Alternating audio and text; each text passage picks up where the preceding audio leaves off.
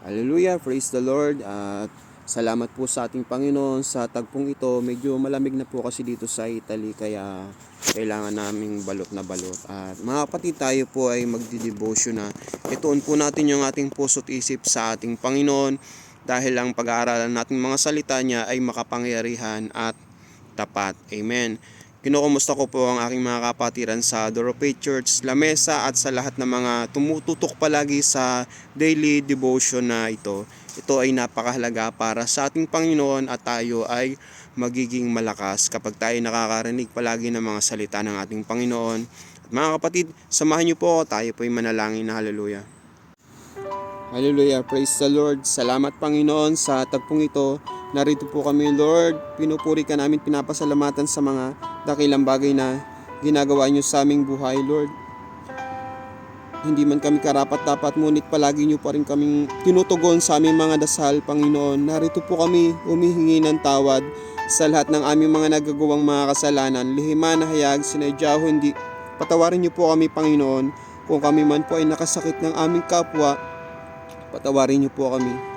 Banal na Espiritu, samahan niyo po kami. Wala pong katagumpayan ang aming gagawin ito kapag hindi niyo po kami sinasamahan. Kaya hinihingi po namin ang patnumbay niyo, Panginoon.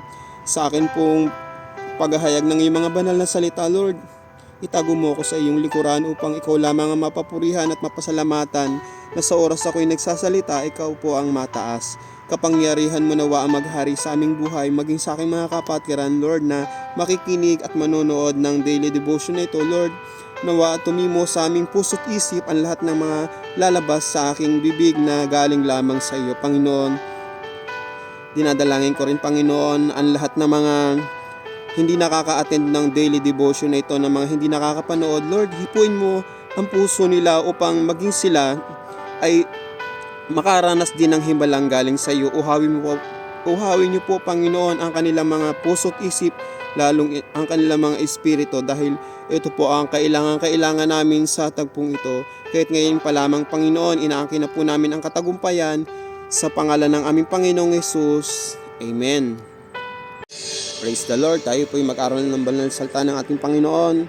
Exodus 16:1 hanggang 36 po.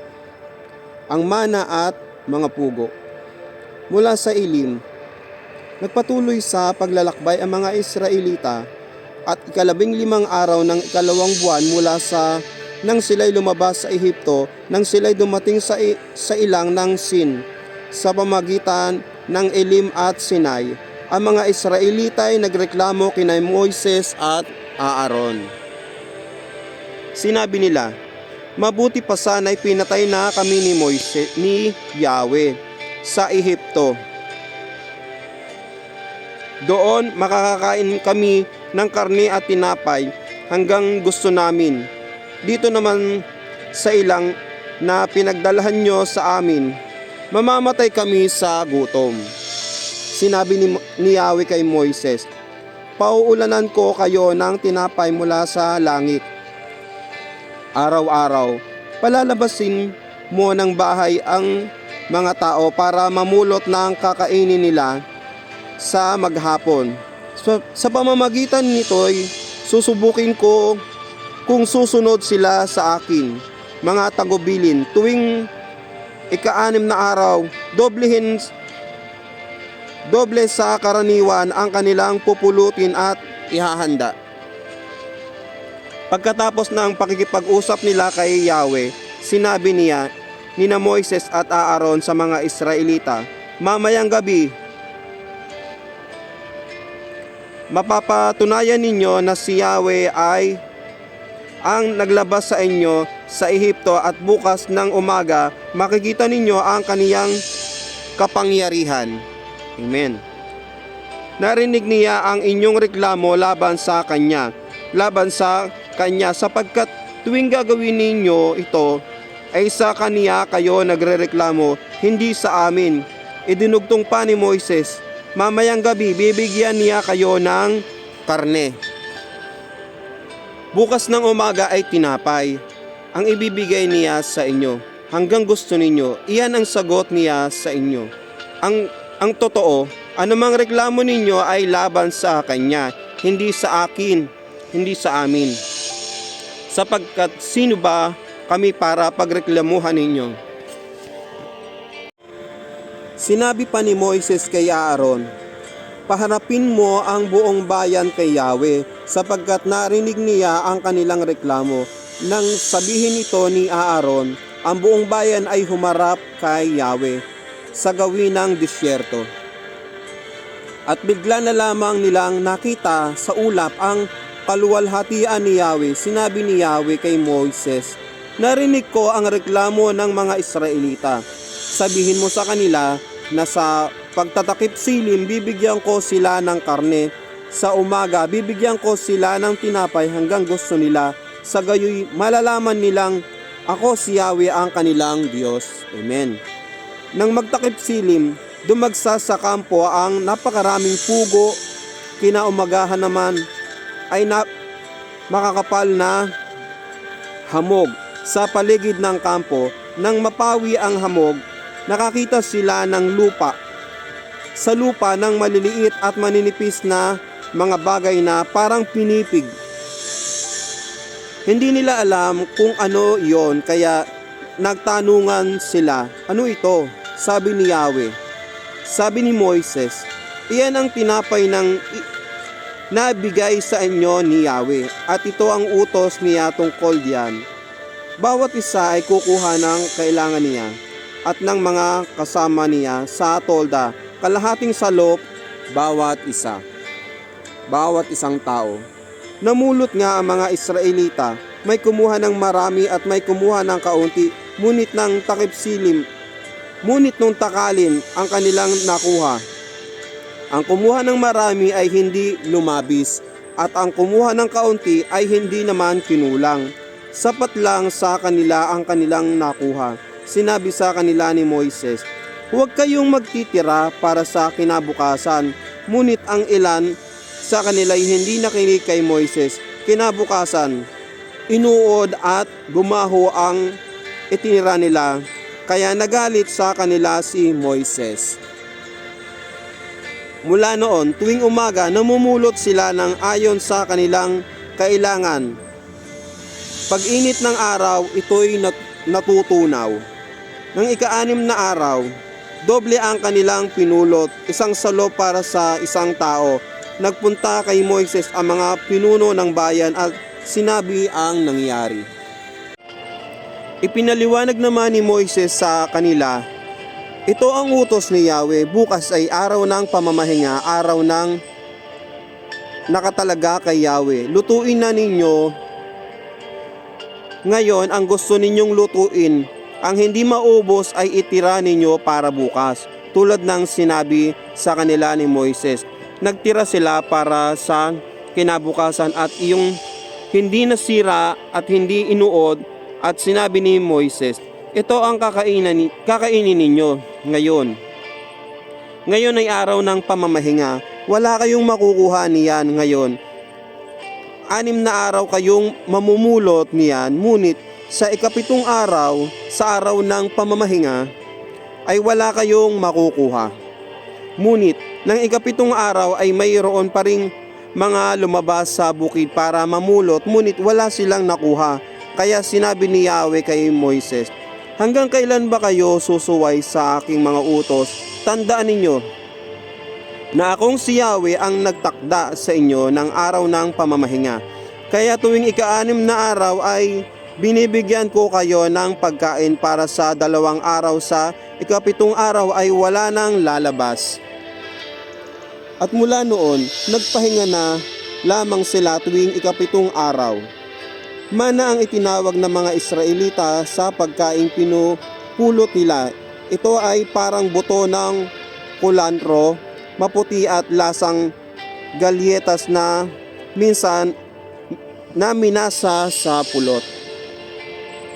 Ito ang utos ni Yahweh, kumuha kayo ng kalahating salop ng mana, itago ninyo ito upang makita ng inyong magiging mga anak at mga apo ang pagkaing ibinigay ko sa inyo nang ilabas ko kayo sa Ehipto. Sinabi naman ni Moises kay Aaron, kumuha ka ng isang banga at lagyan mo ng kalahating salop na mana.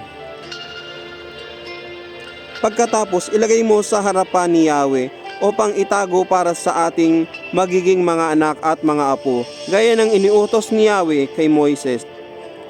Inilagay ni Aaron sa loob ng kaban ng tipan ang palayok ng mana. Mana ang kinain ng mga Israelita sa loob ng 40 taon hanggang sa dumating sila sa Kanaan. Ang isang salop ay katumbas ng higit sa 4 na litro. Amen. Praise the Lord. Mga kapatid, napansin niyo po ba yung kabutihan dito ng ating Panginoon sa Exodus 16:1 hanggang 36 po? Pinakita po dito ng ating Panginoon yung kanyang pangako na siya po ay talaga nagpakita ng mga himala at pinakain ng ating Panginoon ang mga Israelita. Amen. Ganun po kabuti talaga ang ating Panginoon sa ating buhay, kaya tayo po ay huwag mawawala ng pag-asa sa ating Panginoon na pinakita po dito ng ating Panginoon na yung mga pagrereklamo natin, yung mga pagdaing natin ay naririnig talaga ng ating Panginoon. Katulad nga po dito sa ating title na ang mana at ang pugo. Yun po kasi yung talaga namang kinakain ng mga tao. Ito talaga yung mga pagkain na kailangan ng tao at alam na alam ng Diyos na ito ay kailangan natin. Amen. Doon nga po sa napansin po natin sa tagpong ito sa Exodus 16 hanggang 1 hanggang 36 po. Nagrereklamo po yung mga tao, di ba? Iniligtas na nga po ng ating Panginoon ang mga tao ni Yahweh mula doon sa pagkakaalipin sa Ehipto at dinala po doon sa ilang. So, ibig sabihin na doon po kasi sa ilang, wala na po talagang, kumbaga yun po ay disyerto na wala halos tumutubo. Wala na po talagang mapagkukunan ng pagkain. Kaya nagreklamo po yung mga Israelita kay Aaron at saka kay Moises. Amen. Ganun po katindi talaga ang mga tao. Kahit naman po hanggang ngayon, kahit na nararanasan na natin yung mga pagpapala, pero nagrereklamo pa rin tayo. Wala po kasing kakontentuhan talaga ang mga tao. Lalo na pag kumakalam na yun tiyan, kapag talagang nagugutom na, iba na, nawawala na ng pagtitiwala sa ating Panginoon. Kaya alam nyo po mga kapatid, napakaganda po ng topic dito sa Exodus 16 hanggang 1 hanggang 36 po. Dito po ipinakita ng ating Panginoon yung kanyang kapangyarihan. Dahil nga po nung narinig na ng ating Panginoon ang pagrereklamo ng mga tao na gumawa na po siya ng himala. Gaano po kabuti ang ating Panginoon na nagrereklamo na nga po tayo, ngunit kung baga sa tao kapag tayo nagreklamo lalo tayong parurusahan. Ngunit ang ating Panginoon, kahit na po tayo nagrereklamo sa ating mga pangangailangan na wala nito, wala niyan, paano na bukas, ang ating pong Panginoon ay ginagawa niya ng paraan kung ano at ibinibigay niya yung dapat para sa kanyang anak. Amen. Naranasan po ba natin yon? Amen. Na kapag tayo hirap na, kapag ang dami na ating mga pagsubok, tayo po ay dumadaing at nananalangin sa ating Panginoon na galing sa ating puso. Talaga po ang ating Panginoon ay tumutugon. Sino po ba dito ang nakakaranas ng ganon? Mag-type nga po ng amen kung naranasan po natin, o magsabi po tayo ng amen sa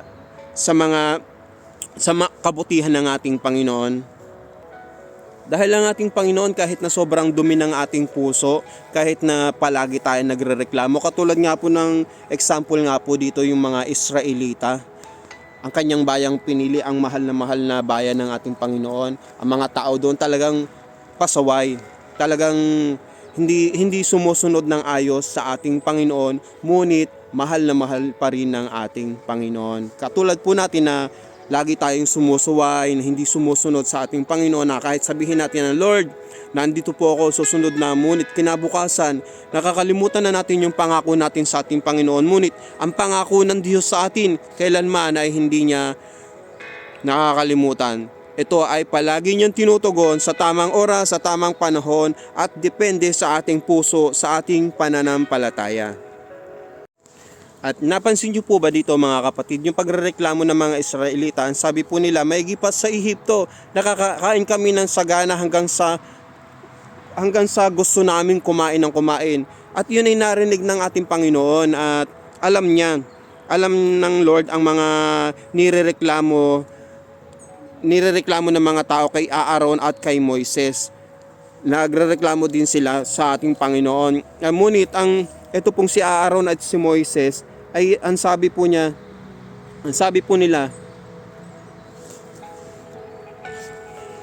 Hallelujah. Praise the Lord. Ito nga po pala yung pagrereklamo ng mga tao. Yan ang sagot niya sa inyo. Ang totoo, anong mga reklamo ninyo ay laban sa Kanya, hindi sa amin, sapagkat sino ba kami para pagreklamuhan ninyo? Yun po pala, ang pagrereklamo po pala natin ay pagrereklamo sa Diyos. Ang ginawa po palang pagrereklamo ng mga tao kay Aaron at kay Moises ay pagrereklamo po iyon sa Diyos. Amen. Ngunit sabi ko nga po, ang ating Panginoon ay tapat, mabuti kahit na tayo paulit-ulit na nagkakasala, kahit na tayo palagi nagrereklamo sa Kanya, tinutugon pa rin niya ang ating mga dasal at ang ating mga hinaing. Amen. Praise the Lord. At mga kapatid, ang nakakatuwa po dito, may instruction po ang ating Panginoon, ang si Yahweh. Ang sabi po ni Yahweh na kumuha daw po ang bawat isang tao ng kalahati lamang, kalahating salop, parang ganun po ang sinabi po dito, at wag naman sobra. At ang nangyari nga po, yung may mga tao, kasi tayo po kasi na natural po pala sa atin talaga na kung anong inuutos sa atin, hindi po natin sinusunod. Kasi nandun po yung pag-aalala, siguro yung mga ibang Israelita na kumuha ng mana, yung namumulot po kasi sa lupa. Ngunit yun po ay malinis. At yun po ay galing sa ating Panginoon. Talagang pinaulan po ng ating Panginoon ng mana ang mga Israelita doon sa lugar na iyon. At yun nga po ang kinain nila. Ngunit ito nga pong mga Israelita, ang sabi po ng ating Panginoon, kalahati lamang ang kunin nyo. Ngunit merong kumuha ng sobra sa kalahati at meron din namang kalahati. At nakasulat po dito sa Biblia na yung po mga kumuha ng sobra ay hindi naman po din sumobra, at yung kumuha po ng sakto lang ay hindi din naman po kinulang. So ipinapakita po dito ng ating Panginoon na sapat po talaga ang kanyang biyaya sa bawat isa sa atin. Kahit tayo'y sumusuway, sapat ang biyaya ng Diyos para sa atin. Amen. Tandaan po natin yan. Ngunit meron po ditong pagsuway na nalungkot ang ating Panginoon, at ang sabi niya, ang pinapasabi po kasi ni Yahweh na 6 na araw na mamumulot, tapos sa ika-7 araw ay pamamahinga. Ngunit yung sa ika-6 na araw ay dodoblehin, dadamihan ang kukuhanin, upang sa pagdating ng araw ng linggo, ang ika-7 araw ay pamamahinga na lamang. At yun nga pong mga kumuha ng sobra-sobra, yung hindi po sinunod ng mga tao yung instruction ng ating Panginoon ni Yahweh. Yung pong kumuha ng sobra, kinabukasan ay inuod at namaho. Dahil ang sabi nga po ng ating Panginoon kay Moises, ganito ang sabihin mo sa mga tao na wag kukuha ng sobra, yung kailangan lamang sa araw na iyon. Amen. At ang nangyari nga po ay yung ibang mga Israelita ay nagtago. Siguro nag-alala sila na baka hindi na umulan pa ng mana bukas, na mga dumating ang mga pugo, namaho po at inuod ang mga nagtago ng pagkain. Dahil ang sabi nga po ng ating Panginoon, wag sobra, at kailangan maubos lamang yung kinuha sa araw na ito, at may darating pa naman kinabukasan. Ngunit sumuway nga po yung mga tao dahil nga po malamang ay nag-alala para sa araw ng bukas. Ang nangyari nga po sa pagsuway nila, nasayang, nabulok yung kumbaga na andun yung pagiging sakim na siguro mas gusto nila na palagi silang makakalamang. Ngunit yung talagang alam ng ating Panginoon, yung kinuha mo ay na hindi para sa iyo, yung kinuha mo na sinasabi ng ating Panginoon na huwag mong sosobrahan, ay nasasayang po talaga. Kaya mahirap po pala talaga na kapag hindi tayo sumusunod sa instruction ng ating Panginoon, tayo po ay napapahamak o nagkakaroon ng kasayangan. Nasasayang po ang ating mga effort at mga ginagawa kapag hindi po tayo sumusunod sa ating Panginoon. Amen. Praise the Lord. At mga kapatid, ito pa po yung isang ang sabi ng ating Panginoon na, ang sabi ni Yahweh na, wag na kayong mangunguha sa araw ng linggo, wag na kayong lalabas, at kayo ay magpahinga na lamang. Ang sabi nga po dito na, Ngayon ay araw ng pamamahinga. Wala kayong makukuha niyan ngayon. 6 na araw kayong mamulot niyan. Ngunit sa ikapito, sa araw ng pamamahinga ay wala kayong makukuha. Amen. Yun nga po ang sinabi ng ating Panginoon, wala tayong makukuha. Sabi sa mga Israelita. Ngunit sa verse 27 po, ngunit ng ikapitong araw ay mayroon pa ring mga lumabas sa bukid para mamulot, ngunit wala silang nakuha. Ito po ang sinabi ng ating Panginoon. Kaya sinabi ni Yahweh kay Moises, hanggang kailan pa kayo susuway sa aking mga utos? Yun po kasi ang kumbaga may puso po talagang sinabi ng ating Panginoon na ito sa hanggang kailan pa kayo susuway sa aking mga utos. Kaya mga kapatid, hanggat maaari po, wag po tayong susuway sa utos ng ating Panginoon at talagang tayo ay mapapahamak. Kung hindi niya kalooban, hindi niya kagustuhan, yung inuutos niya ay sinuway natin, tayo po ay talagang mapapahamak. Kung sa sariling kagustuhan lamang natin, hindi po tayo magtatagumpay sa lahat ng mga desisyon dahil sabi nga po ng Lord ni Yahweh, hanggang kailan pa ba kayo susuway sa aking mga utos? Sa verse 29 po, tandaan ninyo na akong si Yahweh ang nagtakda sa inyo ng araw ng pamamahinga. So ang sinabi po dito ng ating Panginoon si Yahweh, akong si Yahweh ang nagtakda sa inyo ng araw ng pamamahinga. Kaya hanggat maaari po ang araw po ng linggo, ang ikapitong araw ay araw ng pamamahinga at itinakda po yon ng ating Panginoon. Ngunit, kumbaga, baka sabihin nyo po na bakit naman si Elder J kahit na linggo ay nagtatrabaho pa rin pala. Kahit linggo ay araw ng pamamahinga yon, ikapitong araw, hinihingi ko po yun ng tawad sa ating Panginoon. Ngunit ang mas maganda po, aaminin natin na tayo nagkakamali, ngunit ang pinakamaganda ay yung araw ng linggo ay unahin muna natin siya. Ang araw ng linggo ay araw ng pagsamba. Sumamba muna tayo sa ating Panginoon at papurihan natin siya at pasalamatan sa mga ginawa niyang kabutihan sa atin sa loob ng isang linggo at sa mga nagdaan pang mga himalang ginawa niya sa ating buhay, sa lahat ng mga katugunan ng ating mga dasal. Kaya yun pong araw talaga ng linggo ay ilaan natin sa ating Panginoon. At maulit ko nga po bakit po si Brother J, si Elder J ay nagtatrabaho pa rin kahit araw ng linggo. Kami po ay nandito sa ibang bansa at may mga responsibilidad po kami na dapat na gampanan din. At maunawaan po yun ng ating Panginoon. Ang mahalaga po sa araw ng linggo ay inuna muna natin ang kanyang kaharian. Ang pagpupurit, pagsamba ay para sa Diyos sa araw ng linggo. Kung mayroon po tayong mga naka-schedule sa araw ng linggo, hanggat maaari po, isama po natin ang schedule, ang pagpupurit, pasasalamat sa ating Panginoon. At tayo po ay maunawaan ng Lord na kapag ginawa natin yan. At ang blessing po ay hindi puputulin ng Diyos. Dahil ang Diyos ay may kakayahan magbigay at ang Diyos ay may kakayahan ding bumawi. Siya ang magbibigay at siya ang magbabawi. Siya ang magpapala at ang papalo. So ibig sabihin, kapag po tayo pinapalo ng ating Panginoon, wag po tayo magtatanim ng sama ng loob sa Lord. Wag po tayo magtatanong ng mga hindi kanais-nais na salita para sa ating Panginoon. Amen. Dahil magpasalamat po tayo kapag po tayo ay pinapalo ng Lord. So ibig sabihin, mahal tayo ng Diyos at tayo ay ayaw na mapawalay sa Kanya. Mapawalay sa Kanyang kaharian. At malapit na nga po talagang dumating ang ating Panginoon. Nakasulat po sa Revelation sa last page ng Bible. Sa huling aklat ng Biblia, sa pahayag, na lahat ng mga nangyayari sa mundong ito ay hindi pa nararanasan ng mga nakaraang panahon. Kaya nasa last day na nga po tayo. Hanggat maaari po, unahin po pala talaga natin ang ating Panginoon. Kaya po pag may mga devotion na ganito, kapag may mga gawain para sa Diyos, kung makaya naman po natin, wag po tayo magdahilan na hindi natin kaya.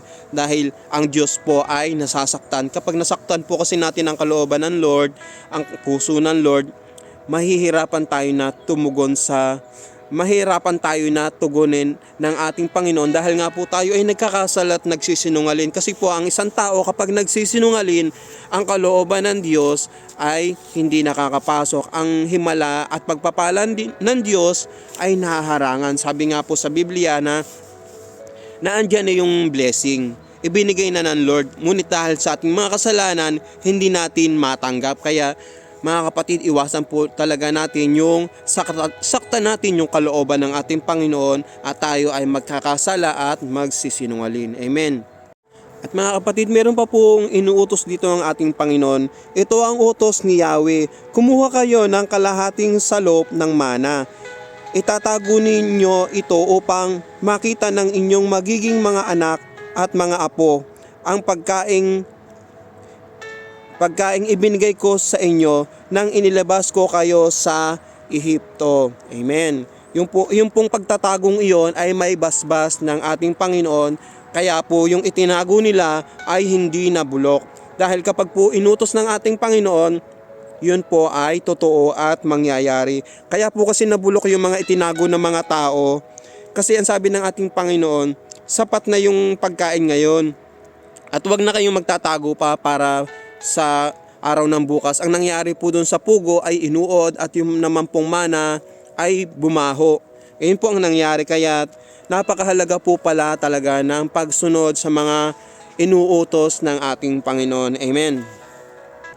At yun nga pong itinago nila Moises sa Aaron na inuutos ng ating Panginoon ay itinago nila nandito po, sa verse 34 po. Gaya ng iniutos ni Yahweh kay Moises, inilagay ni Aaron sa loob ng kaba ng tipan ang palayok ng mana. Mana ang kinakain ng mga Israelita sa loob ng 40 taon hanggang sa dumating sila sa Kanaan. Ang isang salop ay katumbas ng higit sa 4 na litro. O gaano po katindi yun? Gaano po kabuti ng ating Panginoon sa loob ng 40 taon? Mana at saka pugo po ang kinakain ng mga Israelita. So, kung sa panahon po siguro ng mga Israelita at ikukumpara natin sa panahon natin ngayon, napakahirap po sa panahon natin ngayon yung wala kang makain. Ngunit dito sa panahon ng mga Israelita, 40 taon, araw-araw umuulan ng pugo at umuulan din po ng mana. Gaano po kabuti ng ating Panginoon sa panahong iyon at lalong higit sa panahon natin ngayon. Amen. Tunay na kapag ang ating Panginoon ay nagpala, dire-diretso, basta hindi po tayo magdududa sa kapangyarihan ng Diyos, huwag po tayong mag-aalinlangan sa ating pananampalataya na lahat ng mga dasal natin ay tutugunin ng ating Panginoon. Yan po ay nasubukan ko at nasubukan ng aking mga kapatid at yung lalong higit yung nagtitiwala sa ating Panginoon na kapag tayo ay mananalangin, dapat ito ay galing sa ating puso, hindi lamang basta lumalabas sa ating isip, sa ating labi. Napakahalaga po talaga ng panalangin galing sa puso. Amen. Tunay na mabuti ang ating Panginoon sa bawat sitwasyon ng ating buhay. Mga kapatid, huwag po tayong susuko. Lahat po ng mga pinagdadaanan nyo ngayon, yan po ay napagdaanan din po namin. Noon po kami nagtagumpay, napagtagumpayan namin yung mga binigay na pagsubok ng ating Panginoon. Naging masagana at maayos po ang aming buhay. Amen. Yan po ay maipagmamalaki kong patotoo dahil hindi man po ako perpektong nakasunod sa ating Panginoon, naranasan po namin ang pagpapala niya. Naranasan din po namin ang pagpapalo. Kaya napakasarap po kapag pinapalo ng Lord, lalo po natin siyang yapusin at yakapin. Amen. Huwag po tayong lalayo kapag po tayo pinapalo ng Lord. Huwag po tayong lalayo. Ang maaari po natin itanong sa ating Panginoon, saan po ako nagkulang, Lord? Ano pa po ba yung hindi ko nagawa? At turuan niyo po ako at bigyan niyo po ako ng kalakasan upang yun po ay aking magawa. Kapag po ganito ang ating kaisipan, ganito ang ating puso, kapag napapalo, nagpapakumbaba, hindi nagmamatigas, tayo ay tutugunin ng ating Panginoon. Wala pong perpektong Kristiyano, ngunit kayang baguhin ng ating Panginoon ang ating mga puso at pananampalataya. Ang Diyos po kasi ay tumitingin sa ating pananampalataya, hindi sa lumalabas sa ating bibig. Amen. To God be the glory po. Mga kapatid, samahan niyo po ako, tayo po'y manalangin. Hallelujah. Lord Jesus, maraming salamat po Panginoon sa tagpong ito, sa napakabuting paalala mo sa amin Panginoon na hindi po kami dapat palang magreklamo Panginoon sa lahat ng mga pinagdadaanan namin sa buhay, na tunay na kayo po ay Diyos na tumutugon sa lahat ng aming mga pangangailangan. Tunay po na kayo po ay Diyos na mabuti at tapat sa aming buhay. Lord, tumihingi po kami ng tawad, nagpapakumbaba kami sa lahat ng aming mga nasasambit, ng aming labi na nakasakit ng iyong kalooban, Panginoon. Tunay na katulad po ng aming napag-aralan, ang mga Israelita, kahit na binago mo ang kanilang buhay, nandun pa rin yung pagrereklamo nila, Panginoon. Nawa, Lord, kung kami man po ay nagrereklamo ngayon, patawarin niyo po kami. Kung kami man po ay palaging sumusuway sa iyong kalooban, patawarin niyo po kami, Panginoon. Dalangin po namin, Lord, na maranasan din namin yung buhay ng mga Israelita, kung paano niyo po sila pinagpala sa loob ng 40 taon at higit pa ang gagawin mo sa aming buhay, Panginoon. Tunay na napakasarap po na kapag ang mga blessing ay galing sa iyong kalooban. Napakasarap po na kapag ang blessing ay iyong pinahintulutan, hindi namin sa sarili naming kagustuhan. Dahil kapag ang blessing na hindi namin pinahalagahan, ay ito ay mawawala kapag kami ay nagduda sa iyong kapangyarihan, hindi po namin ito matatanggap. Kaya Panginoon, maraming salamat po Panginoon. Ang pagluhang ito, ang pagpatak ng luha namin, ay ito ay silbing nagpapatunay na ikaw po ay kumilos sa aming buhay. Na tunay na napakabuti mo kapag pinapalo mo kami, ay binibigyan niyo po kami ng pusong nagpapaturo. Kapag pinapalo niyo po kami, binibigyan niyo po kami ng pangunawa at mas lalo po kaming lumapit sa iyo, Panginoon. Uhawin niyo po kami palagi sa iyong mga salita, Lord. Sa oras nito, dinadalangin ko po, Lord, ang aming Pastora Christy, kay Pastor Alan at sa kanyang buong pamilya, sa kanyang apo at mga magiging apo pa, Panginoon. Pagpalain niyo pong higit, Lord, lubos ang pamilyang ito upang magampanan nila ng maayos ang gawain para sa iyo, Panginoon. Alam mo po, Lord, ang dalangin palagi ng kanilang mga puso, Panginoon, maging kay Elder Wilma, Panginoon, 10 ng kanyang pamilya, Panginoon. Alam mo, Lord, ang dalangin ng kanyang puso, dalangin namin, Lord, na dinggin mo na ito, Panginoon, sa kanyang pamilya, na makasama din niya sa paglilingkod ang mga mahal niya sa buhay at ang kanyang mga kaibigan. Dalangin din namin, Panginoon, Lord, ang mga senior citizen na may dumaranas ng mga pag-aalala, kakulangan, lalong higit sa naramdaman nilang mga sakit, naniniwala kami na nananampalataya, Marcos 11:24, na lahat ng mga lumalabas sa aking bibig na panalangin ay yung tinugon na maging sa aking mga kapatiran ng mga kabataan, kalalakihan, kababaihan, sa mga music ministry, naniniwala kami na nananampalataya na maging sa pinakabagong miyembro at makakilala pa ng yung mga banal at makapangyarihan salita. Tutugunin mo ang lahat ng mga dasal namin. Maraming salamat po, Panginoon. Ito po ang aking samot dalangin na may pasasalamat at pagsamba sa pangalan ng iyong anak na si Jesus, sa palaging pagsama ng banal na Espiritu. In Jesus' name, Amen. God bless us all, mga kapatid.